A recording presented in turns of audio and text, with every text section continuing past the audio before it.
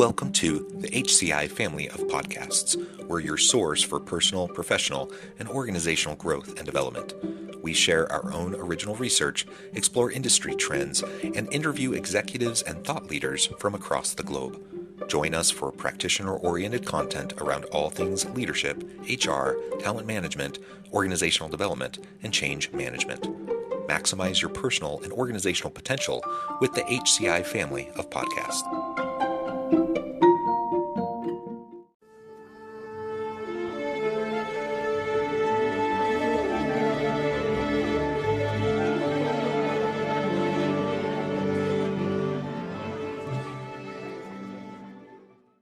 Gary Cohen, welcome to the conversation today. Good morning.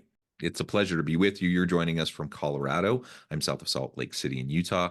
And today we're going to be talking about executive coaching and waving that leadership magic wand to help us accomplish everything we want to accomplish. Like in the words of Entrepreneurial Ventures, each offering unique lessons in leadership and business strategy. His first major entrepreneurial success was with ACI Telecentrics, a national company which he co-founded with Rich Diamond. They grew the company from a modest beginning to a workforce of over 2,200 employees and successfully took it public on NASDAQ. This experience, coupled with the challenges they faced, including the impactful decisions regarding business finances, offers practical insights into the complexities of entrepreneurial growth.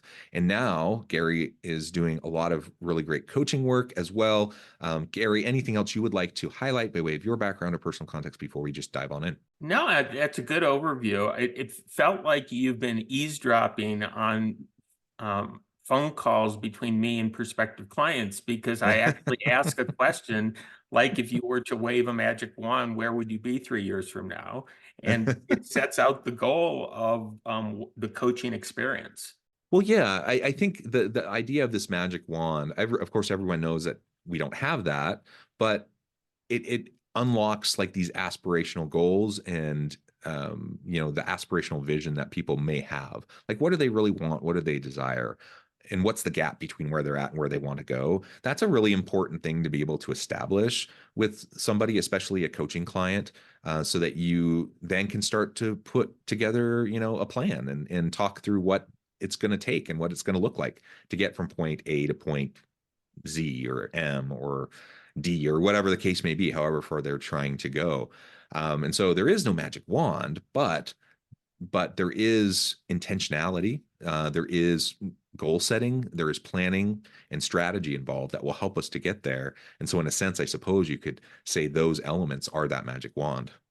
Yeah. And there's also this interesting thing that happens, and it's about when a client comes in and says, this is what I imagine, this is the envisioned future.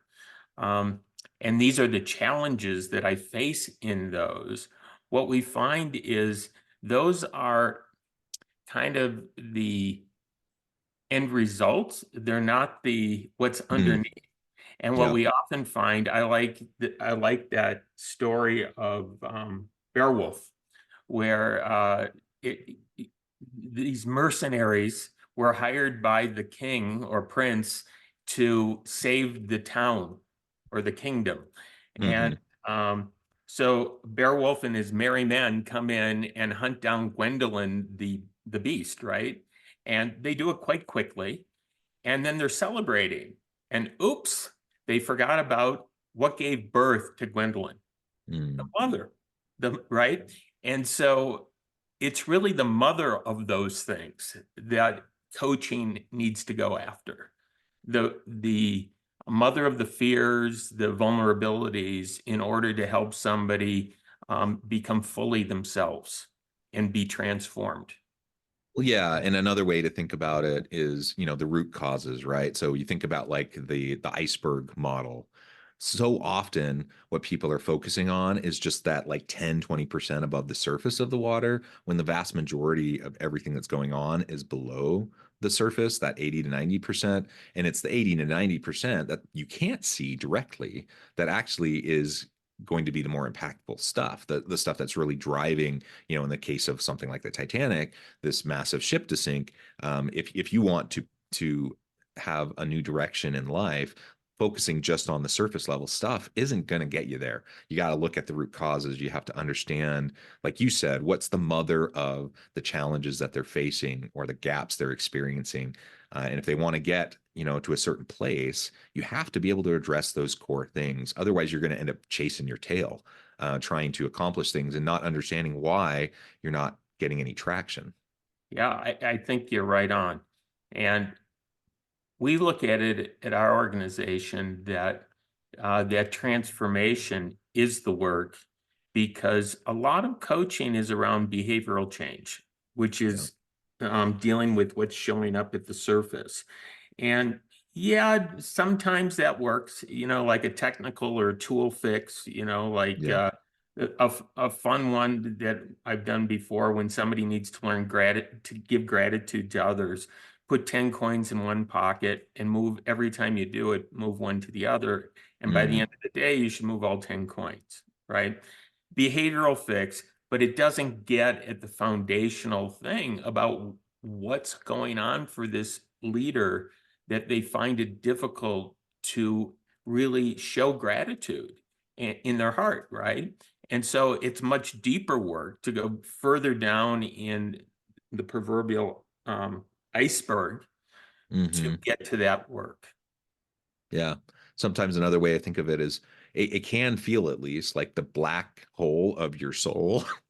Like because it's a lot of deep work, like you said. There's usually not quick fixes to some of the things that people face, and a lot of times, you can speak to the demographics generally of like your coaching clients, but a lot of times you're working with mid-level leadership on up who tend to be a little bit more advanced in their career, meaning they're a little bit older, and they have a lifetime of experience, which also means they have a lifetime of baggage. And when you have a lifetime of baggage, there's a lot, in that, proverbial black hole of like trying to self-discovery, self-reflection, trying to understand where you're at, why you're at where you're at. And it takes unpacking, and there's no shortcuts for that. You just have to do the work.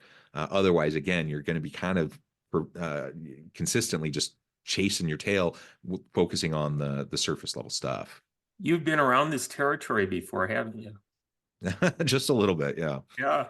Um, I really like the adult development model Mm, put out by Keegan and Leahy. I learned it from both them and Jennifer Garvey Berger. And the idea is, what are you subject to, and how do you make those object, right? So how do I move something that I don't even know is embedded in me, which is what you're talking about. Over the years, you embed different stories, narratives, ideas, beliefs that you think are true, yeah. because you've never tested them, right? Hmm. When you did what somebody told you to do, it worked. So why question it? But then what happens is you move up the organization, the level of complexity of your life changes. Yeah. There are no easy answers, right? It's not straightforward. And so when you make that move, some of these uh, ideas that you cemented into your being, or that you're subject to, no longer work, right? Hmm. And Hmm. so the work in the coaching is, how do you move what you're subject to object? How do you not get triggered when somebody says something that you go, that's wrong? And then as a coach, you go, what's wrong about that? And the person goes, well, I have always believed that. Okay, so from the time you were born, you believe that. But how about now? What's going on for you? Does it actually work? And then you go out and test it and you go, it doesn't work so well. So how do Hmm. I go to object with it? So a story that I like to tell is someone I know loved their wife, didn't love their marriage. Mm, And it was because their belief about marriage was around uh, the church, the neighbors, their parents, their grandparents, all created this belief of what a marriage was. But there's over 1 billion marriages. So why this one over all others? And so the work was to unbed that subject to being married so that the client could love being married, right? In a new way, in a way that only these two could understand, the spouses. And that is multiplied by every belief system you have. Yeah, and it's layer upon layer, right? So oftentimes you hear about like the onion metaphor of peeling back the layers of the onion. So maybe if we really are thinking about what that leadership magic wand is, what that coaching magic wand is, maybe it's something as simple as consistent, persistent, critical self-reflection, like to just be able to go through that regular process, make it part of your daily routine that you're going to spend time in intentionality reflecting on where you're at, why you do what you do. When emotions come up, why do you feel that way? When you're making a decision, what frames of reference, what different mental models are informing the way you're approaching that challenge or that question, right? And just being able to intentionally look at how you function within the different contexts you find yourself in each and every day over time, I think that really can unlock a huge amount of hidden potential in a lot of people. I agree with you. And what we find is the waving the magic wand, those things get met, like in Mm, coaching. They don't always mhm, get met, but they mostly get met. And why do clients stay on? I mean, I have clients that have been with me for 10 years, and it's because they're lifelong learners, as am I, right? mm, And so the idea is that whatever the peak is that they reached, what's the next peak, mm, right? And the first part is about that achievement.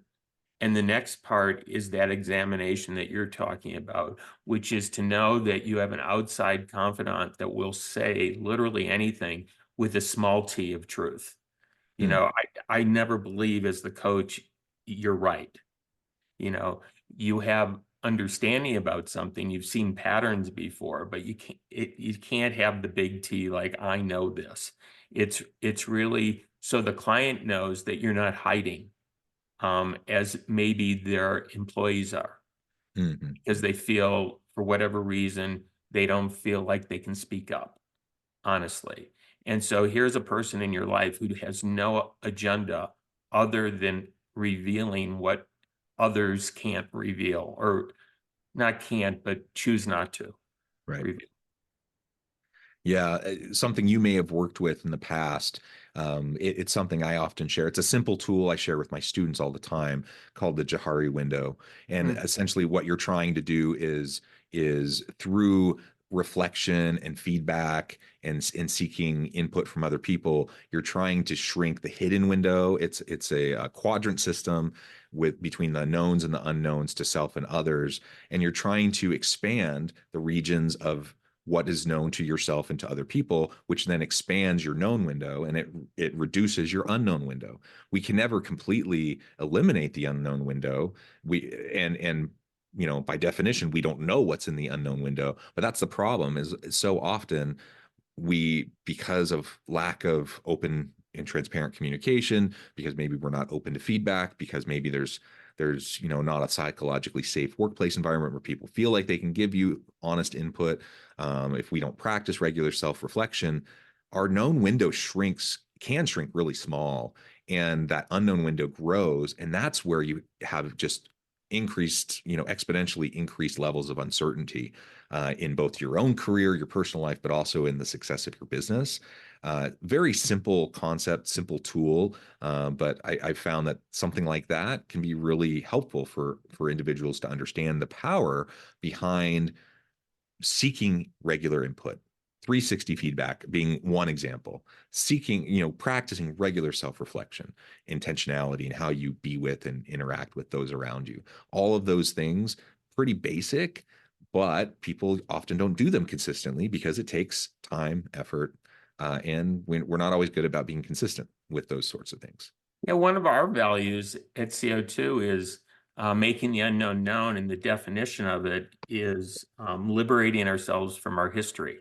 Mm. And that's both for ourselves as coaches, because otherwise we get stuck, and Hmm. for our clients. How do you liberate yourself from that history? Going back to what we were talking about complexity, it is finding both the blind spots that are known to others and unknown to others and unknown to yourself, and try to bring those forward so that you can actually have an opinion about them and shift and change in a way that is unique to you. Because, this notion that there is a way to be a Yeah. leader, um, that doesn't sit well with me. It's Yeah. what, Me neither.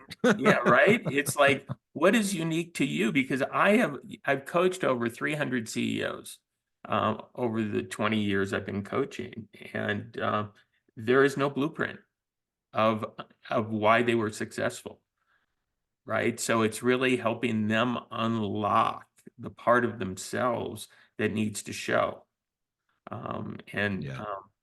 be a light for those who follow, which really dovetails onto another thought. We did a strategic planning looking at using innovation.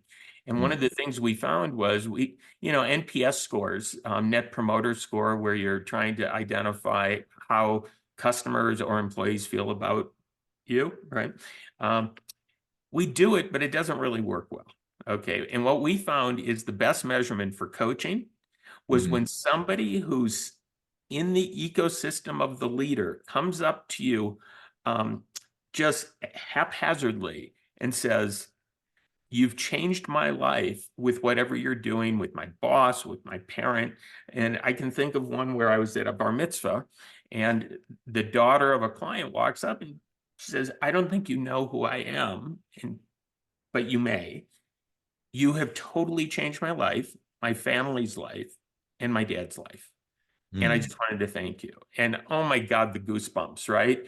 And this is our measurement. So as a firm, how many times do we get the ripple effect from that leader that we worked with? Because you have a halo effect as a coach. They're paying you a lot of money to talk honestly to them, right? So when you ask them, "How am I doing?" and they keep working with you, there's a pretty good chance they're going to give you a 10 out of 10 on a score Hmm. system.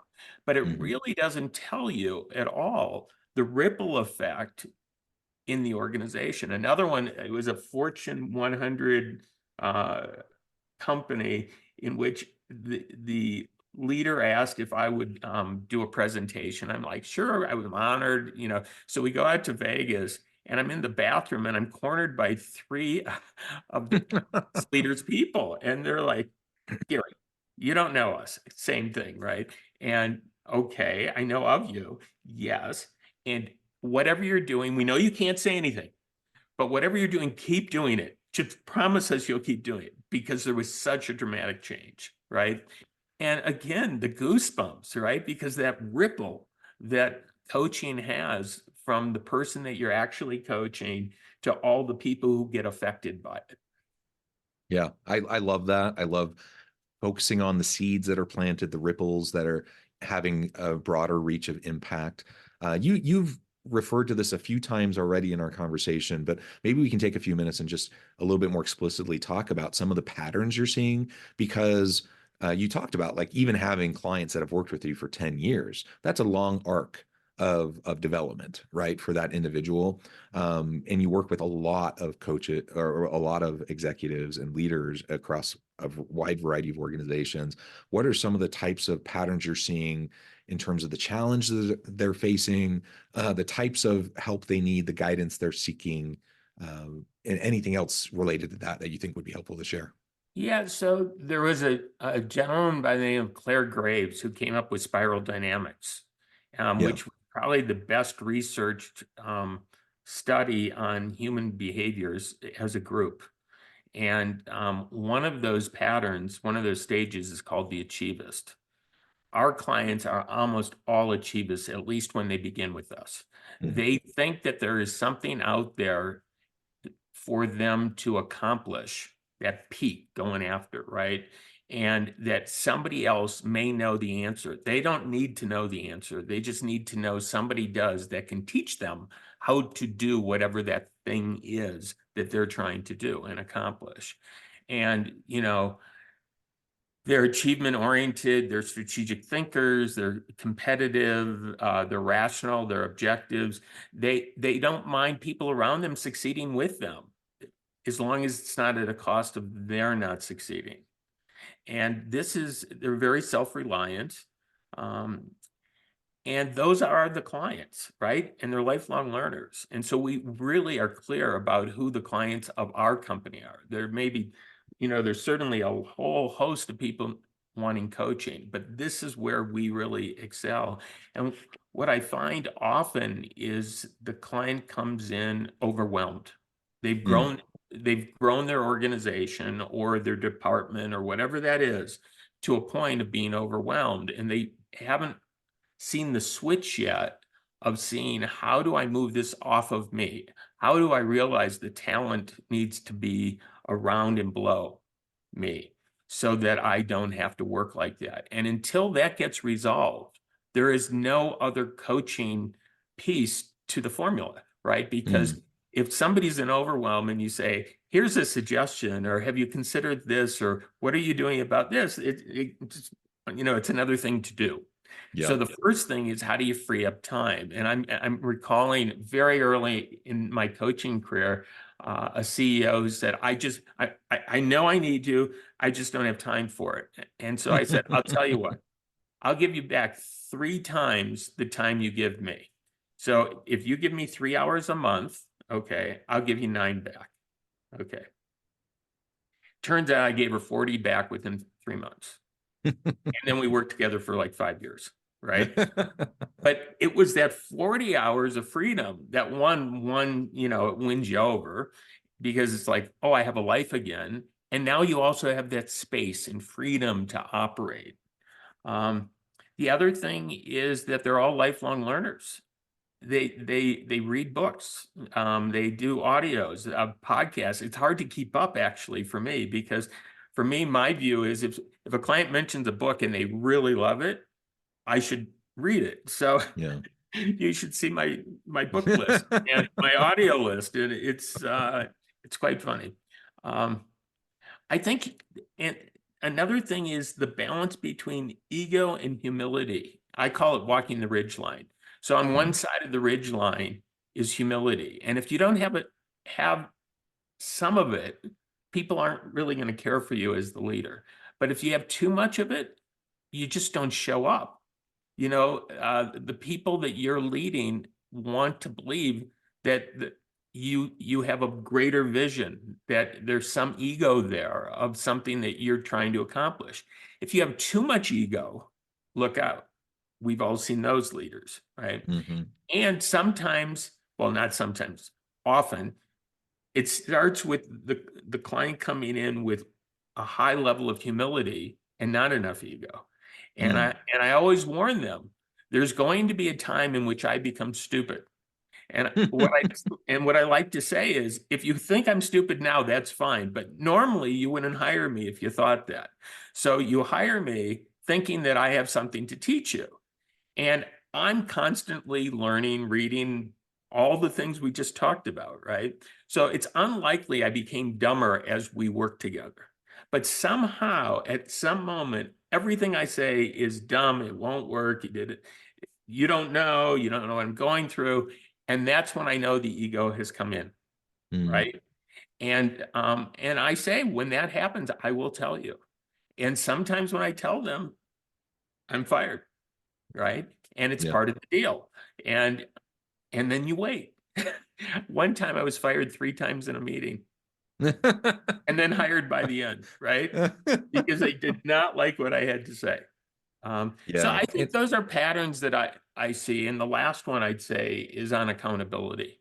It is the single one that I think everything often, most of what has been taught on accountability doesn't work. It's like, here's the technical way. Let's use Monday, Asana, and all those are important. I like them. I use them. Okay. What they don't say is you don't agree with the person. And I'll go into that. So what I mean by that is somebody comes into your office and says, hey, I'd like to do this, this, and this. What do you think? And if you think it's good, you usually go, yeah, that's a good idea, right? The problem is you just took away accountability, right? Because if it doesn't work, you said that was a good idea, right? If it does work, you took away the pride that somebody has in accomplishing something for themselves. So instead, I encourage leaders to say, I look forward to seeing how that turns out. Now, I'm not saying that every time somebody walks into your office, you agree with them. You'd ask them a lot of questions. And if you can't think of questions that help them understand a direction, and I don't mean lead them to a direction, but help them understand a thing that you think will get in the way, then you haven't figured out the right question to ask. But at the end, the only time you should be giving that affirmation is when the project or the thing is done, the objective is met, and it turned out great. Wow, that was fabulous, right? And if it doesn't, wondering what you learned from that one. Right? But that's how you push accountability. I can tell a leader this, and it will take years for it to actually go into effect. And then they wake up one day and they go, that's what you meant. Yeah. And being able to speak the hard truths to somebody, it can be challenging, and it can mean that they're not going to be happy with you, at least for a time, and you can get fired. And I think that's part of the deal, though. To be an effective coach, you have to be able to speak your mind. You have to be able to say the things that other people wouldn't be willing to say, and just to be comfortable with that. So I appreciate all of that you've shared, Gary. I note the time. I'm going to have to let you go here in just a minute. But before we wrap things up for today, I wanted to give you a chance to share with the audience how they can connect with you, find out more about your work, your team, and then give us a final word on the topic for today. Really easy to find. It's Gary B. Cohen on LinkedIn, or CO2 Coaching is another place to find us. You can call us at 612-928-4747. And happy to talk to anybody if they're trying to elevate to that next peak in their career, life, business, and bringing that organization higher. Thank you so much, Gary. It's been a real pleasure. I encourage the audience to reach out, get connected, find out more about what Gary can do for you. And as always, I hope everyone can stay healthy and safe, that you can find meaning and purpose at work each and every day. And I hope you all have a great week.